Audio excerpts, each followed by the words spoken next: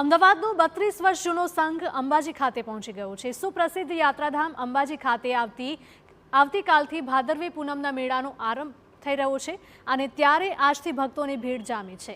હજારો શ્રદ્ધાળુઓ જય અંબેના જયઘોષ સાથે માતાજીના દર્શનાર્થે પહોંચ્યા છે। મંદિરમાં પણ ભક્તોની ભારે ભીડ થતાં લાંબી કતારો જોવા મળી। અમદાવાદનો 32 વર્ષ જૂનો વ્યાસવાડીનો સંઘ અંબાજી ખાતે આજે પહોંચ્યો છે અને સંઘ દ્વારા 52 ગજની ધજા ચડાવીને માતાજીના આશીર્વાદ મેળવ્યા હતા। સંઘમાં આવેલા વૃદ્ધો અને મહિલાઓએ ટ્રસ્ટ અને સરકાર દ્વારા કરાયેલી સુવિધાઓને વખાણી હતી।